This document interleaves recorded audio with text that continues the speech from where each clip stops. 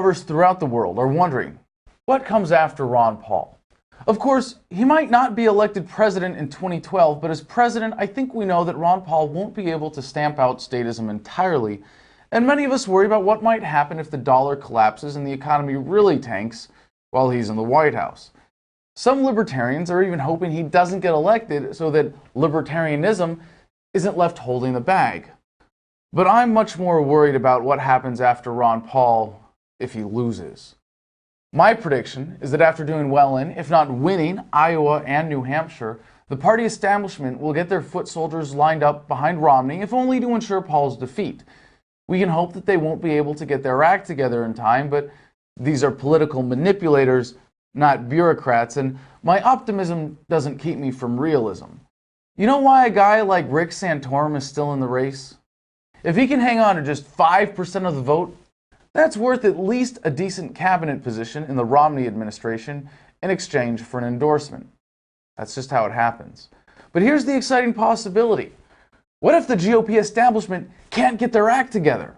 What if we see a Gingrich-Perry-Romney slugfest all spring and Ron gets to keep building up his base, winning converts to the message in time to keep posting victories in early primary states after Iowa and New Hampshire? I think Ron Paul has a legitimate chance to win this time around. It's still not the most likely outcome, but a real possibility. And this is the real race for the base of the Republican Party.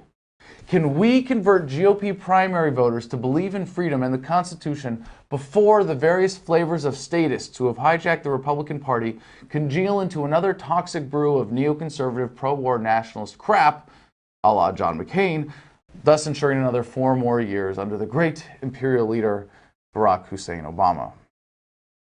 In a recent interview, I was asked, what if Ron Paul loses, by an 11-year-old girl from Oklahoma who had so much hope for Ron Paul and his message of liberty. Her sister asked, is Ron Paul our only hope? And I told him that Ron Paul was not our only hope, and that if he loses, the message of liberty lives on and the work continues, and I firmly believe that the human evolution to a free society is inevitable. And I don't mean to take any of that back, but I've been thinking about it, and there's something I need to add to that answer. Although Ron Paul is not running for re-election to Congress, there's his son, Senator from Kentucky, Rand Paul, the freshman congressman from Michigan, Justin Amash, former governor of New Mexico, Gary Johnson, plenty of successors lined up to eagerly fill his shoes, and should Ron Paul not win, there will be no shortage of libertarian candidates, and I'm sure that they'll be fighting over who should pick up the banner in 2016. But to be perfectly honest, there's not a single one I'm looking forward to as a replacement for Dr. Paul because, well, his shoes are just too big to fill. There will never be another Ron Paul in human history. There will never be a better man at a better time with a better opportunity to advance humanity. And it's not because we're there in terms of getting it. Most Americans are still asleep. Most people on this planet have no idea how the various ideologies of statism are holding us all back.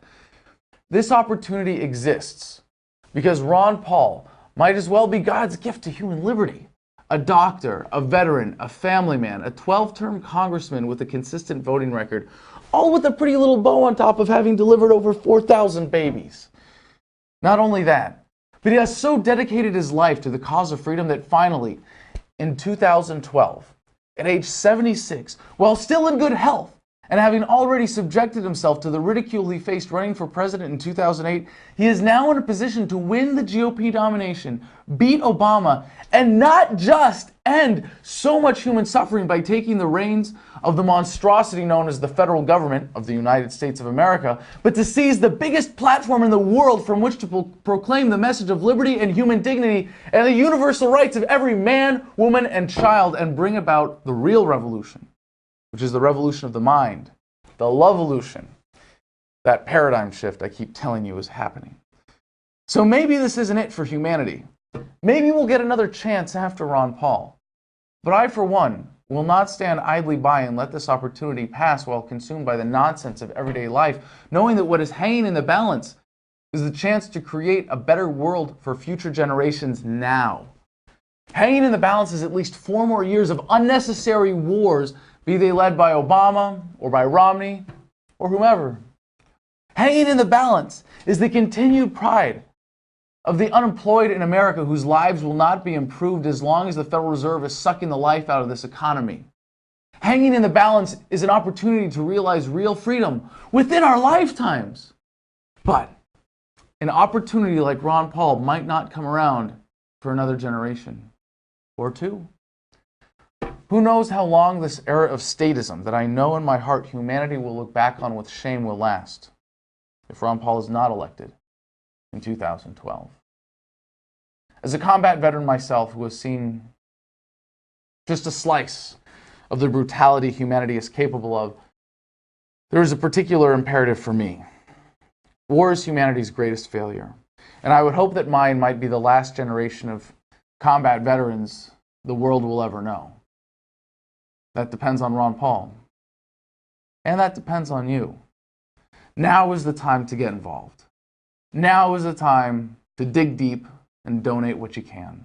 Now is the time to get your butt to Iowa or New Hampshire or sign up to start flooding the phone lines in battleground states. Now is the time to wave signs and make videos and ridicule the other candidates, to expose them as the hopeless champions of the status quo that they really are. Now is the time to think about the world you want your children to grow up in. Now is the time to make peace. Now is the time for liberty. Now is the time for Ron Paul.